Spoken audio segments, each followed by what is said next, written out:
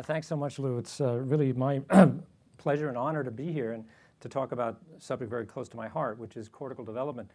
I do direct a stem cell program, but it's a program in developmental and stem cell biology, and it's a very close relationship, as I'm sure you all know, between development and the use of stem cells to essentially reproduce many of those early developmental events. What I'm interested in is cortical development, and as Lou suggested, the human cortex, or primates as well, are very different than the rodent models that most people use when modeling development or disease. And so I thought that today I would really focus my comments on underscoring some of the more recently appreciated differences in very broad strokes between human brain development and the rodents that many of us are most familiar with, and end with some translational implications for some of the basic research, underscoring again the theme that if you really understand basic neurobiology well enough, there will boundless be some form of clinical translation, and I want to just emphasize some of those toward the end. I was also told to keep my comments addressed to a relatively broad audience, and so if anyone wants to get into deeper detail in the question period, that would be terrific. So I wanted to start with some of the very obvious differences between the human brain and the rodent brain. There's a 1,000-fold increase in size, but I just wanted to make sure we all appreciate that the human brain is neither the most folded or the biggest brain among mammals. Both elephants and cetaceans like whales and porpoises have bigger brains, and the cortex is larger in surface area. It's more highly folded. But if you count the number of cells, as Herculano, Mazzol, and others have done, the elephant, for example, although much larger, has a third fewer cortical neurons than in the human brain. Cerebellum is larger and has more neurons in the granule cells in the cerebellum. But in terms of cortical number, the human brain is still the largest in terms of total numbers. And most non-human primates have a third or smaller size brains with a third or fewer numbers of neurons. So the question then becomes how these neurons are produced in early development and what are the steps that really led to this huge expansion in numbers. And that's what I want to focus on in the next few minutes. First, I just want to review what we know about the rodent development pattern, and that's shown graphically here. On the left side are the neuroepithelial cells that go through symmetrical divisions to expand their number. And at neurogenesis, they transform into radioglia, and they start going through asymmetrical divisions. And they don't usually produce neurons directly, but instead they produce the daughter cells, which we call intermediate progenitors, and others have been calling them basal progenitors. They divide in the rodent once to produce pairs of neurons, so it's a terminal division. And that continues about 12 cycles until the end of neurogenesis, when the radioglia transform into glial cells, astrocytes. And that's one of the reasons why radioglia are now often referred to as neural stem cells, because they can make a variety of different types of neurons, and they also make non-neural glial cells. Neuroepithelial cells are the founder population, and they can also be referred to as neural stem cells. And I'll talk about the distinction in just a few minutes. Now, how does that compare to human development? Well, on the left is a cross-section of a fetal or embryonic mouse where the radioglial cells are shown in red, and their daughter cells, the intermediate progenitors, are in green, stained with two different transcription factors that they express. And if you look at early stages of human cortical development, when the deeper cortical cells are being produced, it looks very much the same in the progenitor zone. They're radioglial cells that are stained here in red, and they're the intermediate progenitors in green. But very quickly after that stage, the subventricular zone becomes hugely expanded in this outer subventricular zone. And the last image I show is gestation week 17 in human development. It's not the end of corticogenesis. It's actually halfway through. At that stage, it's the middle cortical layers that are being produced. And I hope you can appreciate already that the ventricular zone, the red area, has now become very, very small. And the outer subventricular zone is really huge. And that suggests, and it also suggested to scientists 50 years ago, that that zone, the outer subventricular zone, must contribute to a lot of the cortical layers in later neurogenesis, the upper cortical layers in particular. But the cell types in that zone have really not been studied. And the colors you see there are stained for cells at different phases in the cell cycle. So these are all progenitors that are going through cell cycle events, and they hadn't really been very well described. So we started looking, and others, about 5 years ago, at what those cells might look like, first of all using the markers for progenitors that have been developed in the rodent. And there were two major classes of progenitors in that region I want to talk about. One are radioglia-like cells. And on the left, you can see the morphology of these cells. They have a basal fiber that goes up toward the surface of the cortex. They don't have a apical fiber, no connection to the ventricular zone where those ventricular radioglia used to be or are still at this stage. they otherwise stain with all the markers that have been developed for radioglia in the rodent: vimentin, nestin, intermediate filaments, SOX2, PAX6. In fact, at the time, 5 years ago, there were no unique markers to distinguish these cells from the more well-studied ventricular radioglia. But they're morphologically distinct. They're located in a very distinct area. Shown here on the left, you can backfill their processes with a lipophilic dye like dye at the surface of the cortex, so they project fibers all the way up to the peel surface. And so they hadn't been described before, and we call them outer subventricular zone radioglia-like cells, which is a mouthful. So we abbreviated that as ORG cells, or ORG cells. And Wieland Eutner in Germany is now referring to them as basal radioglia, but we labeled them first. It's my talk, and we'll be calling them ORG cells for the rest of the hour. Now, we're lucky at UCSF that we get donated material that we can treat the same way we do our rodent material, which in this case we've stained using a virus, a lentivirus that's expressing a promoter-driven GFP for progenitor cells. So we can't see the neurons in this image. They're there, but they're invisible. These are all progenitor cells in the outer subventricular zone over about 24 hours of imaging. And you can see how dynamic that area is. The progenitors are moving, mostly in the upward or radial direction, and many of them are dividing. And the way they divide is very characteristic for each population of progenitor. And I want to emphasize that and focus first on the neuroepithelial cells and radioglia, which as they mature and change, as you'll see later on transcriptionally, they also change dynamically in their mitotic behavior. Some of these behaviors have been described very well before. Here on the left are ventricular zone radioglia, and they're undergoing interkinetic nuclear migration that brings the nucleus to the ventricular surface every time they go through mitosis. That's very well described, and that occurs, as you saw here, in neuroepithelial early stages in human development. But then later, as they transform, let me just focus on that for a minute in a more complete description of how they go through neuroepithelial stage divisions. So if you look at the cells on the left, the fiber, the basal fiber of one of these progenitors retracts, the cell divides, and then both daughter cells regrow their fibers. You'll see again, the little arrows will point to a cell just before it divides. Fiber retracts, the two daughters are created, and they both regrow their fibers. And this happens over and over again during that phase of what are known as the founder population expansion. When the neural plate grows and the neural tube closes, those are the patterns of divisions that you see. And they're symmetrical. We think the fates of the daughter cells are identical. And that changes when the cells actually reach neurogenic stages. Then what happens, and I think we can show that. Sorry, yeah, these are slice cultures. Yeah, exactly.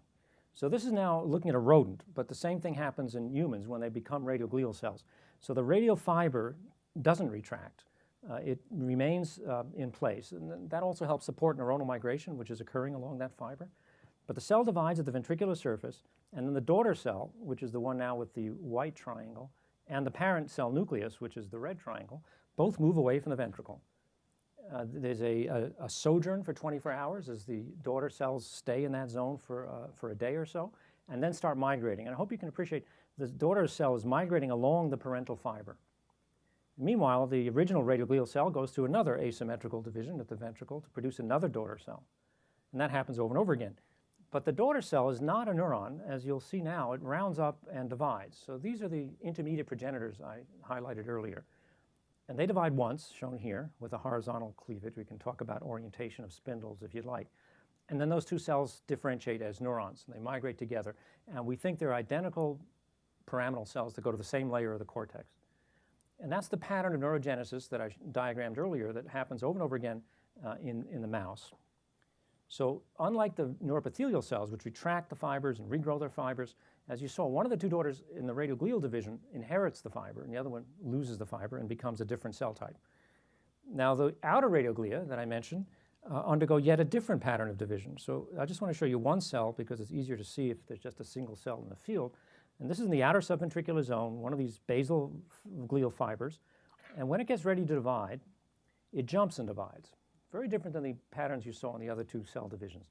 And that doesn't happen in all outer radioglial divisions, but 80% of the human cells we've imaged, we've used hundreds of them, will jump and divide just like that.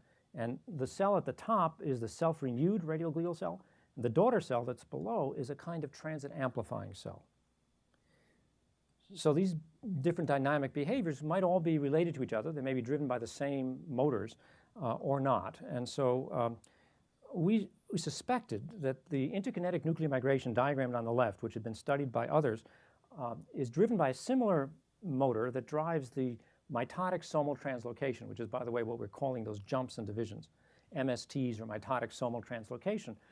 And what happens just before division of a ventricular radioglia, shown here, is the nucleus moves toward the centrosomes at the ventricular surface by these microtubules that actually surround the nucleus. And so the microtubule motors drive this stage of the motion, the nucleus to the ventricle, just prior to mitosis.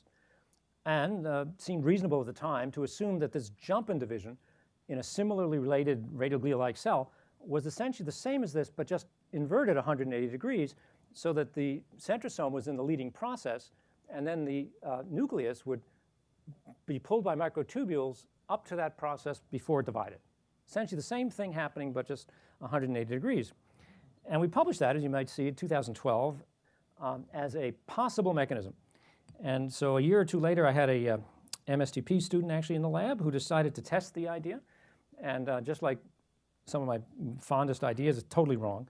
And to show how wrong it is, I want to show you what happened when we blocked microtubules and predicted that it would prevent the cells from jumping. So we did this actually in culture with nacatazole, which is the cell on the right. I hope you'll see that in a minute. This may be happening a little more slowly than I'm usually. Let's try it again. There we are. So the cell on the left we thought would not jump at all. Oh, whoops, hold on, this is the wrong film. Let me go back. See, is this going to be the right one? I'll see in a second. Right, so nacatazole on the right blocked the microtubules, disaggregated them, and we didn't expect the cell to jump at all. And as you can see, it actually jumped further than the control cells. And after jumping, it failed to divide, as you'd expect, because you need microtubules and the spindle to actually lead to cytokinesis. So it didn't block the jump, but it blocked the cell division.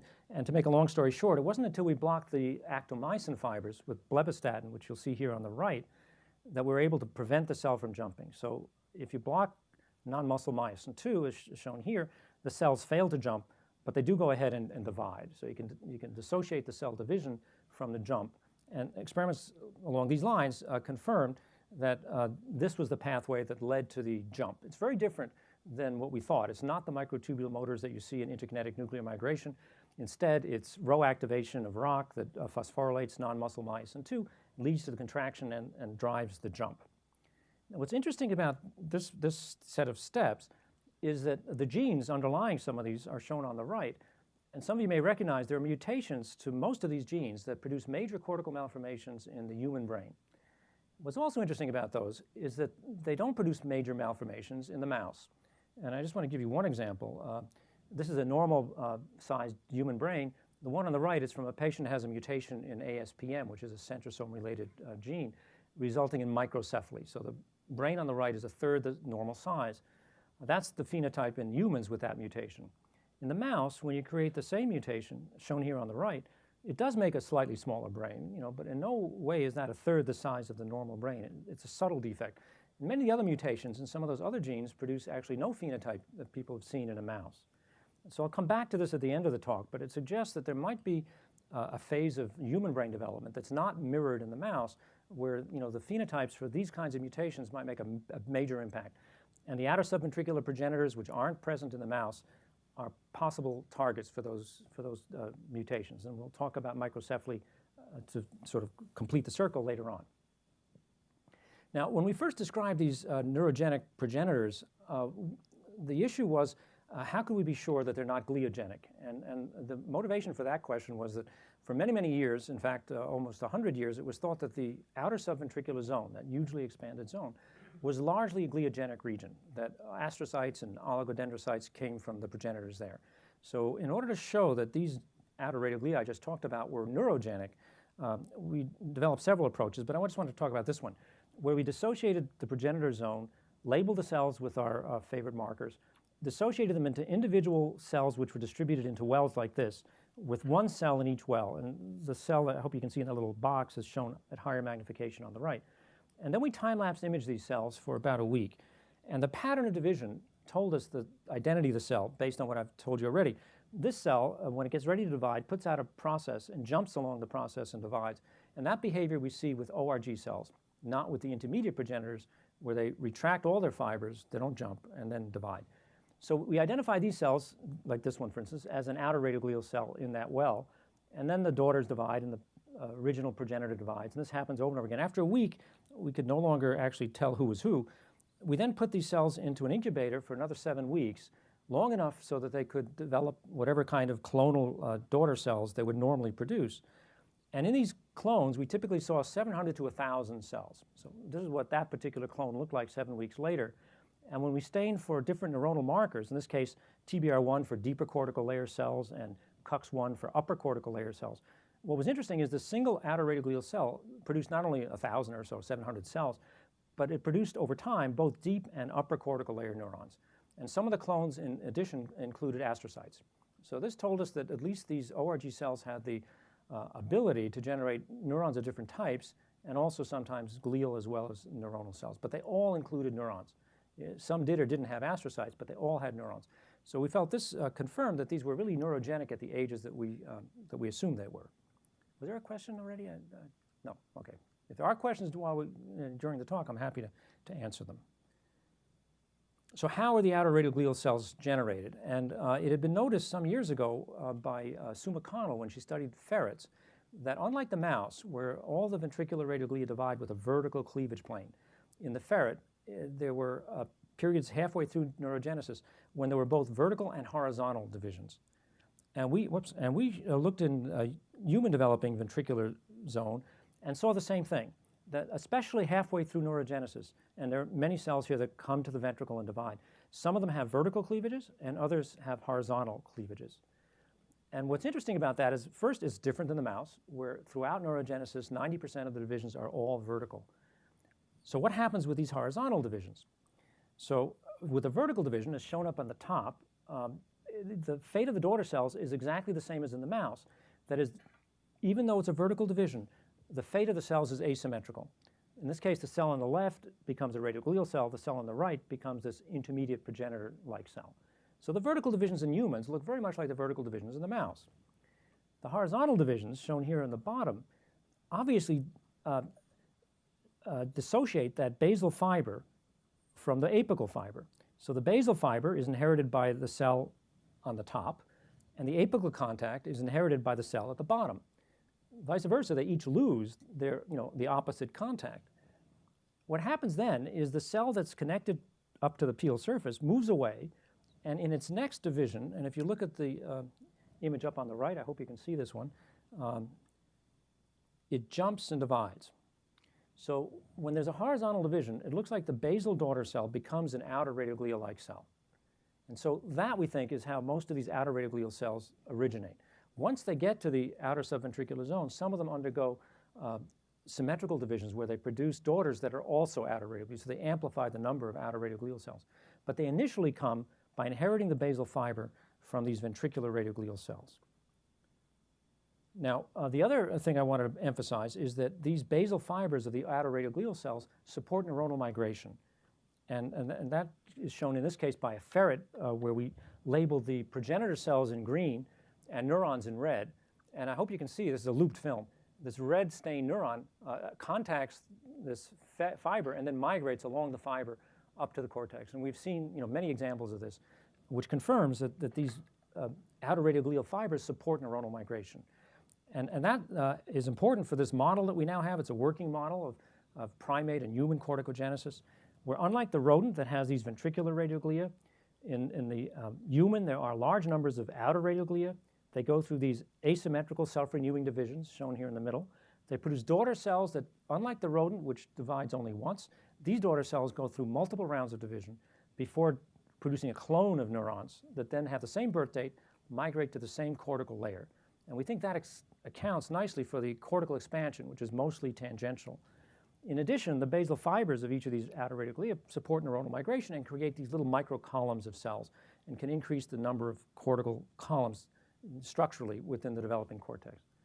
At the end of neurogenesis, we're not sure yet what happens to these outer radioglia, but I've already indicated we think they turn into or generate glial cells after the neurons are produced. And there are a few points I want to make now about cortical folding, which I think is an interesting phenomenon, but I just want to make sure that I make it clear that the outer radioglia we think are important for folding, but not they're necessary, but not sufficient. So the four major mammalian families are diagrammed here, and individuals are shown on the right. And what this shows is that for every major mammalian family, which there are four, there are at least individual species that have gyrification or folded cortical surfaces. So on the top is a carnivore, the ferret, which, as you see, is in cross-section has folded cortical surface.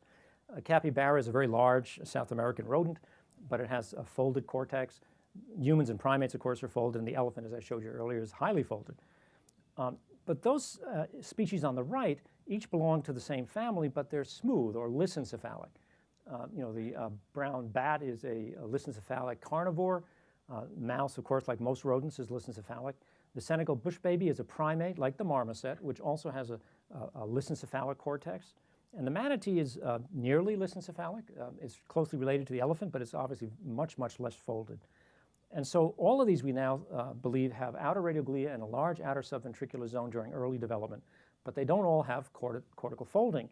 But we don't think the folding can occur without outer radioglia, but clearly it's not the only factor involved in development of folding. And during evolution, some species actually became less folded, lost their degree of folding, and others, of course, increased their level of folding. So folding is an interesting phenomenon we could discuss later, but I don't think it's directly related to neurogenesis. Now, I mentioned we don't have markers for these cells, the outer radioglia, but it was clear that there must be genetic differences between those cells and the ventricular radioglia that I talked about earlier. And so we, over the last few years, have taken a number of approaches to try to come up with those markers and look more carefully at gene expression in these cells. And I just want to highlight what I think is the most successful approach, which was to do single-cell RNA sequencing in cells from the progenitor zones and also from later stages in the cortex. And what we did in a collaboration with Fluidigm, which was a company in South San Francisco that developed one of the early platforms for doing this microfluidic chip that I'm showing you here in the middle. We dissected the ventricular cells, dissociated them, and in an unsupervised way, we just collected the individual cells in these microwells, which then allowed us to do single-cell reverse transcription and amplification and look at the RNA sequencing of individual cells captured from this progenitor zone. And shown on the right is a Tisney plot. It's based on the principal components that distinguish these cells from each other, and they're clustered according to similarity, and we colored them because they express canonical genes that we can identify with specific cell types. So in yellow are the cluster of cells that represent radioglia-like cells. In pink or red are the intermediate progenitor cells. Blue are the young excitatory neurons, and in black are the migratory interneurons. And in this kind of a plot, you can almost see a lineage relationship going from radioglia to intermediate progenitor to young neuron. But to look more carefully at that lineage, we actually were able to distinguish developmental trajectories based on the genes that these cells express.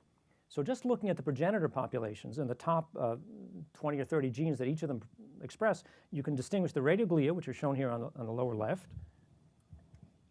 here, by the genes. There's a heat map, obviously, that shows gene expression. And so these genes are expressed by radioglia. Intermediate progenitors, as you can see, express largely a different set of genes, and neurons, yet more different genes. But there are some genes that are turned on in the radioglia, are expressed highly there, and persist in the intermediate progenitors, and others that are turned on in the intermediate progenitors that persist in the neurons. And so I think it confirms, first of all, that the intermediate progenitors are literally intermediate between the radioglia they come from and the young neurons that they produce. But it also allows you to infer lineages in not only this trajectory, which we actually know already based on dynamic imaging, but some of the other lineages that we haven't been able to image, we've now been able to infer based on this kind of gene expression pattern, which shown here on the left very nicely traces the lineage of these excitatory cells.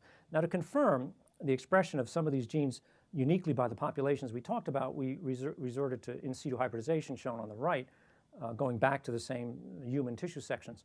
And they confirm that some of these marker genes are expressed in the populations that the data would predict. That leads me to this topic, which is namely, did this study reveal any novel markers or genes that we can use as markers for the cell types that we didn't have before? And the answer is yes, and not only that, but in a very useful way, they developed a set, we now have a set of markers for cell types we already had markers for, but they have advantages that the other markers didn't have. So by just looking at the progenitor populations, we were able to distinguish ventricular radioglia very easily from outer radioglia by their gene expression patterns. And here on the left are novel genes that our data predicted at this stage would only be expressed by ventricular cells or ventricular radioglia. And the in situ hybridization confirmed that these markers, every one of these genes is expressed and enriched in the ventricular radioglia. On the right are the genes that are even more interesting to me. These are the ones that we think would be unique to outer radioglia at these ages. And the in situ hybridization confirms that these genes are in fact enriched in outer radioglia in the outer subventricular zone. So we now have a range, actually a battery of markers that are unique for the different progenitor populations. And we use them to go back and look more carefully, not just in human development, but in other species to look at these cell types. Now, one other thing I want to mention, in addition to confirming by in situ hybridization, we also have the advantage now of that unique behavior I talked about, mitotic somal translocation. So in time-lapse images, we saw cells jump and divide. We fixed them and stained them for these new markers and confirmed that these markers that were predicted to stain outer radioglia were staining the cells that were jumping and dividing in culture as well as in sections. So this very nicely confirmed that we have now a tool to look at these cells in particular. And in addition to just developing markers, the genes that distinguish the outer radioglia were very informative in terms of pathways, activated networks of genes that gave us insight into the function and maybe even the origin of this cell type. And the reason is because they generally fell into three categories. One of them were genes that potentiated growth factor signaling, as shown here, tenascin C, which is sort of a hub gene for a whole range of growth factors that we think are important for self-renewal of this population. LIFR and STAT3, which is a pathway that many of you may know is important for self-renewal of stem cells and other organ systems, seems to be uniquely expressed by the outer radioglia at this stage, and functionally we demonstrated is actually important for self-renewal of this population. And that, along with extracellular matrix proteins that these cells secrete, generated this model, which is, again, a working model for something about how these outer radioglial cells have sustained themselves and allowed brain expansion. And shown on the left is what most people now think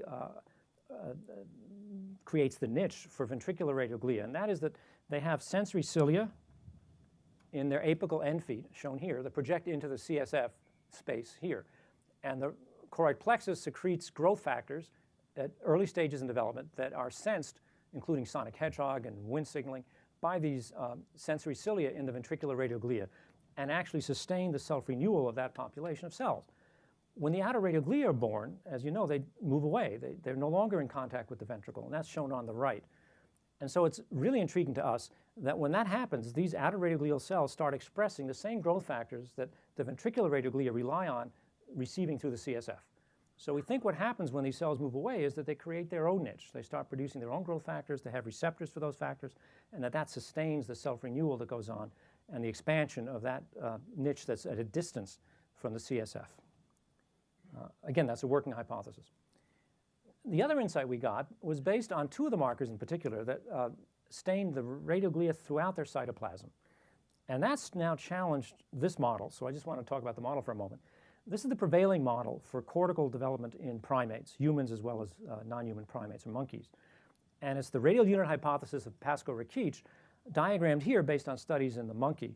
And it basically shows these radioglial cells at the ventricle. They all have fibers that go up to the cortex, along which neurons migrate. And the progenitors here, and they weren't known at the time to be radioglia, but the progenitors that over cell cycle after cell cycle produce neurons, those neurons would then migrate along the parent or radial neighboring fibers to produce a kind of ontogenetic column of cells.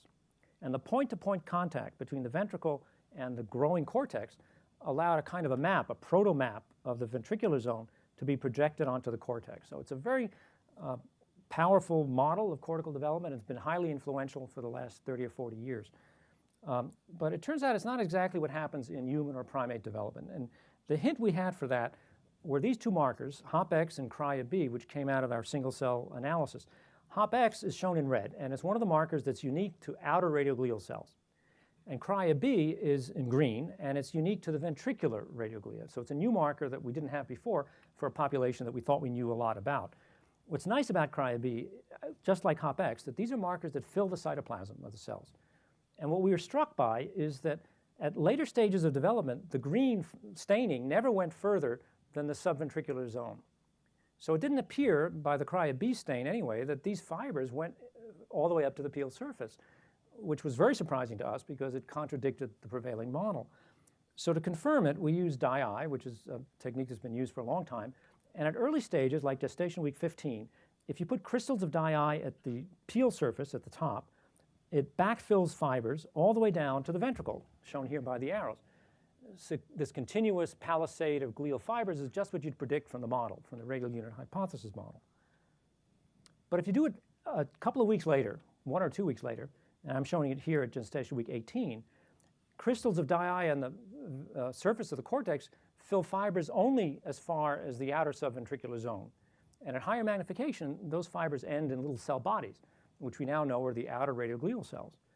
And if you put crystals of dye-eye at the opposite side, the ventricular surface, you can see the filling only goes as far as the outer subventricular zone, and it ends there. And this is exactly what we predicted based on the staining by these two new markers. So what we now have is a discontinuous scaffold. In fact, if you look at the diagram here, what we now think happens is that at the early stages, when the deeper cortical layers are being produced, there's a continuous fiber network, just like there is in the mouse throughout development, just like the radial unit model suggests. But around the time that the middle cortical layers are being produced, there's a wave of outer radioglial cell production where those outer radioglia inherit the basal fibers of the ventricular cells, and they move away.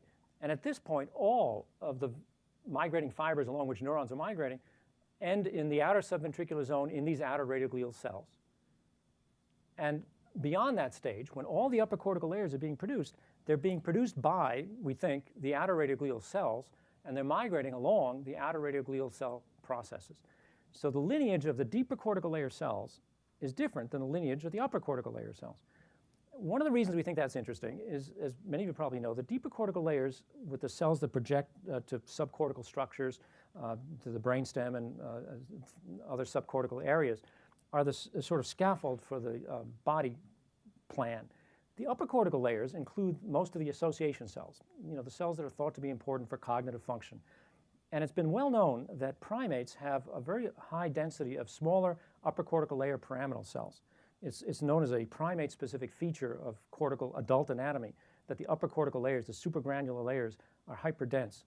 And so we think all this relates to the lineage shown here, that the upper cortical layers in primates have a different lineage than the deeper cortical layers. And that may be very important for cognitive functioning or for other things that happen that are more upper cortical layer specific.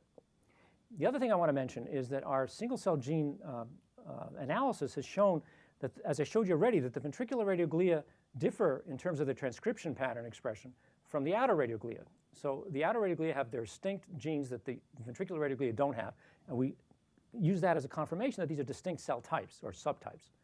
What's also interesting is that after this point, the ventricular radioglia have a different pattern of expression than either the ventricular radioglia earlier or the outer radioglias. They have yet a third pattern of transcription factor expression. So we now think, because they're morphologically distinct and they're functionally distinct, and they have different transcriptomes, that they represent a third type of radioglial cell, which we're now calling a truncated radioglial cell, or T radioglial cell. So we have ventricular radioglia, outer radioglia, and truncated radioglia. But that kind of diversity doesn't really exist in the rodent. What we're now testing is the idea that the daughter cells produced by these truncated radioglia may not even be cortical cells. And they could be, we're testing two ideas. One is that they could be olfactory bulb interneurons, which are known to be produced in large numbers starting around this age, and that migrate to the olfactory bulb. They're generated in the cortex around these periventricular regions, but they don't go to the cortex. They migrate through the rostral migratory stream to the olfactory bulb. So this could be what's starting to happen here. The other thing is, starting at this stage, you begin to have a cuboidal epithelium lining the ventricles. And it could be that some of these cells are now making those. So we think there's a very interesting transition in the fate of the daughter cells at around this early stage in cortical development. But all of these are ideas we're testing, but the notion derived from very simple anatomy that was revealed by the markers that we didn't have before. And now we've gotten to the point of the talk where I want to, as I mentioned, describe some translational insights that we've also gained from the single-cell analysis. So the first disease I want to talk about is glioblastoma, a terrible brain tumor, untreatable, not a childhood tumor. These tumors occur in later life, at age 20, 30, 40, and above. But what's interesting is that when we got our outer radioglial gene signature and looked in the literature, all the genes that were expressed by outer radioglial cells, and they include, as I mentioned, extracellular matrix, epithelial mesenchymal transition genes, stem cell maintenance genes, they were all expressed in very aggressive glioblastoma that have been described already in the literature. And so we went to some single-cell studies that have been published in genes expressed by glioblastomas. And glioblastomas, as many of you may know, come in two major categories. One are the proneural and the other are the mesenchymal forms. The mesenchymal forms are much more aggressive and highly invasive. So we looked at those, and what I'm showing you here are the mesenchymal ones, because they all have the outer radioglial gene signatures, which are shown here in the upper heat maps. And we looked at the correlation between the genes that were the top 100 genes in our outer radioglia and the top 100 genes in these bulk, or as rather single-cell analyzed glioblastomas, and it's circled over on the right. There was a high correlation between the outer radioglial genes that we found in our fetal tissue and what's been found in these tumor specimens. Based on that, we hypothesized there might be outer radioglial-like cells in these glioblastomas. So we got some fresh tissue from the surgical OR that were resected. We stained them in sections just like we did our fetal tissue, and shown here on the right is a glioblastoma section in time-lapse imaging where we use the same lentivirus that stains progenitor cells. So if you look at the cell, I don't know if you can see my little arrow. Yeah, there it is. Pointing at that particular cell, for instance, in this time-lapse image, it undergoes the same kind of jumping and division pattern that we've seen in our fetal outer radioglial cells. And we've now been able to get several more samples, and there's a high correlation between the samples that we get that are highly invasive and the presence of these outer radioglial cells. And now we have some genetic evidence that these may even be the cells of origin for those tumors, which, as you can imagine, raises interesting questions. These outer radioglial are fetal cells that I've showed you in early cortical development. Why are they present in these adult tumors? Is there some kind of reversion of a cell type back to an earlier state, or are there parts of the adult brain where these outer radioglia may still reside that we don't know about yet? We don't have the answers to those questions yet, but it looks as though this may be a cell type that could explain the highly aggressive nature, invasive nature of this particular kind of tumor. The next thing I want to talk about is the use of organoids to study cortical malformations, which seem to us an ideal stage to use these in vitro stem cell derived models to interrogate. And so we looked at lissencephaly as well as microcephaly. I just want to talk about lissencephaly because I'm just going to mention microcephaly at the end. So lissencephaly, for those who don't know, is when the human brain develops in an unfolded state, shown on the right. As you can imagine, it's a pretty devastating disease. Luckily, it's not that common. There's mental retardation, epilepsy, usually an early death. And it's thought to be a neuronal migration disorder, but the brain also has fewer cells. So it seems like a mixture of neurogenesis defects as well as migration defects. So we were able to get fibroblast skin samples from patients with various forms of lissencephaly. And I want to mention that there are two major kinds. This is a normal brain shown in MRI scanning on the left. You can see how highly folded it is at this stage. A similar aged patient with primary lissencephaly, which is known to be a mutation in a gene called LIS1. And you can see how smooth the occipital or rear of the brain is. Frontally, there are some folds, as you see, but not as many as normal. On the right is a more severe syndrome called Miller-Dieker lissencephaly, where the lack of folding is really complete, essentially, and the cortex is thinner, there's larger ventricles. The reason that's a more severe phenotype is it's shown on the right. It actually is a deletion of the short arm of chromosome 17 that includes over a dozen genes here in red, one of which is the lissencephaly, LIS1 gene, which by itself produces this phenotype. So it must be the combination of that mutation, or loss rather, plus the deletion of one or more of the other genes that makes it a more severe phenotype. So we had several patients with each of these syndromes. We were able to get skin biopsies, and we were able to grow multiple lines of pluripotent stem cells.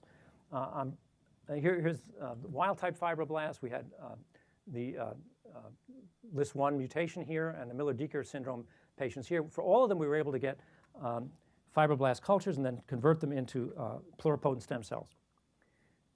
These are the examples of one of the cultures, one of the stem cell pluripotent cell lines. And then we were able to drive them down to these neural organoids that some of you may be familiar with, cerebral organoids, shown here on the right. And now I just want to focus on two, the more severe Miller-Dieker syndrome compared to normal. And these are different stages of our differentiation protocol. On the top is the normal. At the bottom is the Miller-Dieker syndrome patient. On the right is, following about 2 weeks or so of differentiation when they form neural rosettes. This is a sort of neuroepithelial stage. And in red are the radioglial cells with the SOX2 or PAX6, SOX1, I suppose. And in green is a marker for the apical basal polarity membrane, essentially to show that these are, just like neuroepithelial cells, they form a pseudostratified neuroepithelial-like structure. At that point, we allow them to aggregate and develop further on their own. And then if you section those three-dimensional organoids, you find this further stage of development where not only do we have the radioglia in red, the PAX6 positive, and the intermediate progenitors above, they start producing neurons that form layers above that. So they become stratified, they become laminated, they're starting to look more and more like a match for the early fetal stage of radioglial cell divisions that I talked about. So then we grew them for further month or two, and then examined them in terms of single-cell RNA sequencing. And what's shown here are heat maps over time. So going from left to right, at 15 weeks, I'm sorry, no, this is all at 15 weeks, where we've just segregated the genes according to cell type. And just to emphasize, on the right are the genes expressed by outer radioglial cells that we also start to see in organoids at this stage when they get to be 15 weeks old. And the violin plots on the right, also for ORG-enriched genes, show that at the right, when they go from 10 weeks to 15 weeks, we see a sudden increase in the expression of outer radioglial genes.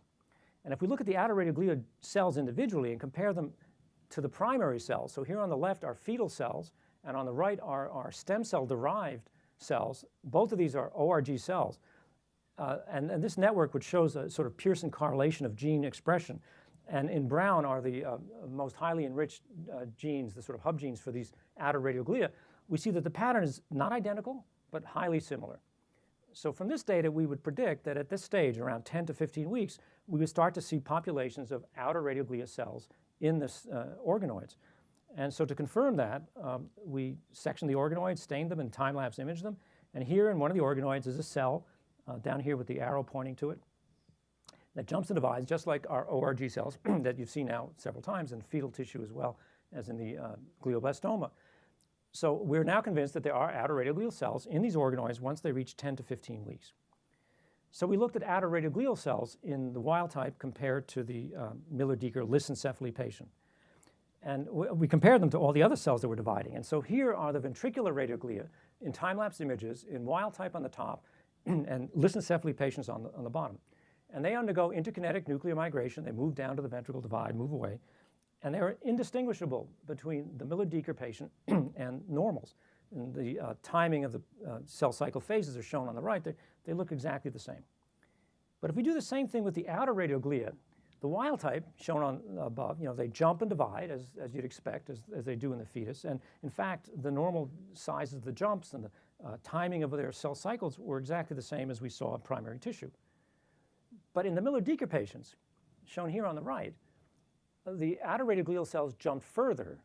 And once they jumped, they failed to divide, or they only divided after 6 or 7 hours instead of 20 minutes. That's a phenotype some of you may recognize if you're paying attention. It's this phenotype we saw several years ago when we disaggregated microtubules using nacatazole. And it makes a lot of sense that this would phenocopy that because it's known that LIS1 is a gene that's a microtubule-associated centrosome linking protein that interferes with microtubule function. So the phenotype we see in the outer radioglial cells is as we would expect if microtubules weren't working properly. What I think is so interesting about this, and what I'm happy about, is that it links the outer radioglial cell to a disorder that's associated with not only lack of expansion, but also lack of folding. So it suggests, again, that there's a link between the outer radioglial cell and the substrate for cortical expansion and cortical folding, because it seems to be targeted selectively in lissencephaly. It's also, I think, one of the earlier first examples of a cell-type specific phenotype in an organoid. And then I want to end with another form of not genetic microcephaly, but rather a acquired form of microcephaly, which is the Zika microcephaly you're all familiar with, especially starting in Brazil over a year ago now. And when we got interested in this, it was based on a paper that we found in literature describing the way Zika virus enters the skin. And the paper described a receptor known as AXL, which among a long list of flavivirus entry receptors or entry factors, this was the one that they found to be necessary and sufficient for the Zika virus to infect skin cells. And if you blocked it, you got no infection of the Zika virus in the skin. And the reason that was interesting to us is our single-cell genomic expression data showed that AXL was one of the most highly enriched genes in outer radioglial cells. And so we assumed that if AXL was mediating entry of the Zika virus into the skin, it might also mediate entry into the neural progenitor cells, which are exactly the population you'd want to diminish or decrease if you're going to produce a microcephalic phenotype. And so here on the left are all of the previously described flavivirus entry receptors. And you can see there's a long list. Some of them mediate yellow fever and dengue fever. The ones that mediate Zika virus entry are shown with these little black dots. And there are 4 of them. On the right are the heat maps for all of these in our single-cell expression data from the human developing brain. And I hope you can appreciate that it's really only the AXL receptor that's highly enriched in very particular subsets of cells. So it's enriched in astrocytes, in radioglial cells, and over on the right, microglia and endothelial cells, but not in the IPCs, intermediate progenitors, which remember are just the daughters of these cells. But they really significantly downregulate AXL expression, and they're not expressed in neurons, either the excitatory cells or the inhibitory interneurons. So based on that, we predicted the sort of tropism for the virus. What are the cells the virus is likely to affect, and interestingly enough, not affect?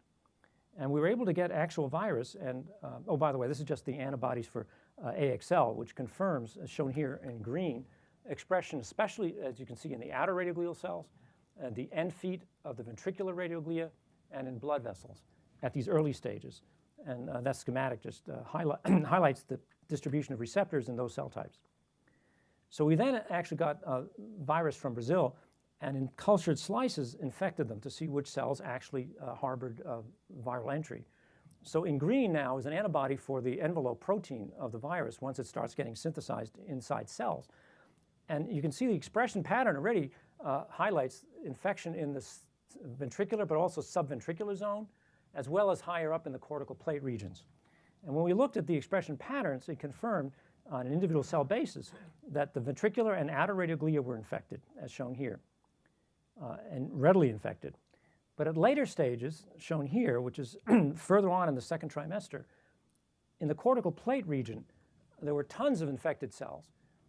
And they turn out not any of them to be neurons. Those are all SOX2 positive cells that turn out to be astrocytes.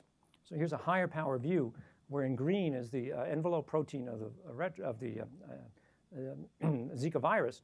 And you can see the astrocytes were the only cell type highly infected in the cortical plate, not the neurons, which is actually very intriguing. So, so the pattern of AXL expression fit the pattern of infection. But to confirm that AXL was the receptor involved, we used astrocytes, shown here, which readily get infected by the virus. And then when we blocked the AXL receptor, shown on the right, it really inhibited entry of the virus, as quantified here, which again confirmed that AXL was most likely the single-acting entry factor for the Zika virus in these human astrocytes. This also gave us, by the way, a platform for screening drugs. And what we then did in a collaboration with Joe DeRisi at UCSF is look at FDA-approved drugs, especially the ones that are safe to use during pregnancy, to see if we could identify something that could actually protect a fetus at risk from the Zika virus infection. And what we want to highlight here is azithromycin. So here is an untreated bed of astrocytes infected after 48 hours. And in the treatment of azithromycin, shown here on the right, it significantly inhibited the infection of the virus at concentrations, by the way, that are achieved in umbilical cord blood and in the brain, where the concentration of azithromycin has been shown to actually become concentrated. This is just the quantification for that. So because azithromycin is commonly available, it's very cheap. We've had over 30 years experience, and it's thought to be safe to use during pregnancy. A trial is getting started right now in Brazil to see, in fact, if this can be used as a abortive, protective or protection, possibly even prophylactic approach to protect fetuses from the Zika virus. So that's really as far as yes. So as far as we know, that has not been associated with any adverse events. That is, there are several papers that have been published where women at different stages of their pregnancy have taken the usual doses of azithromycin, and there have been no fetal complications. No, but not so much fetal complications, but fetal, you know, the expression of the virus itself, postnatally. Right. Well, we don't know. I mean, you know, I have no idea how this would work, but we hope to find out. The study, if any of you are interested, I could describe the way the trial is organized. There are two arms, a treatment and a placebo arm. 75 patients will be enrolled in each. They'll all be PCR confirmed to have had Zika virus infection at some stage in the first or second trimester of pregnancy. They'll be treated for a period of 2 weeks, and then the outcomes will be compared.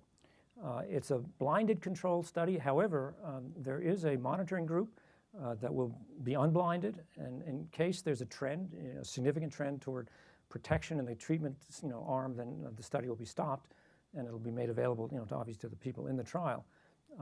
But that's the scheme that's undergone ethical approval in Brazil, and the team from UCSF is down there working with the Brazilians to get that trial started now, because the Zika season is starting up again.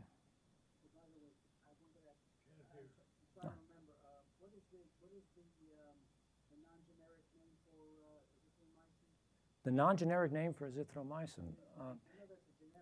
It's a macrolide antibiotic. Sorry? Azithromax. Yeah. Yeah.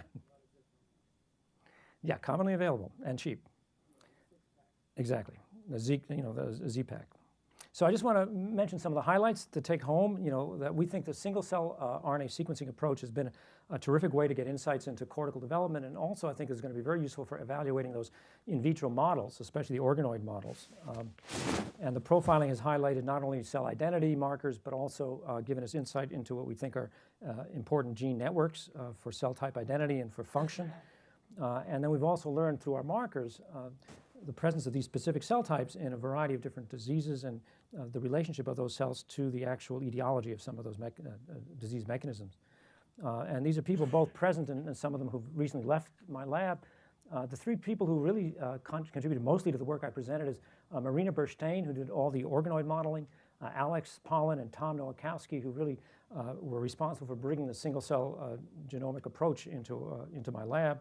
We had collaborators, including Joe DeRisi for the Zika work, Tony Winchell-Barrs for the Lissencephaly project, and funding sources. And thank you all for your attention.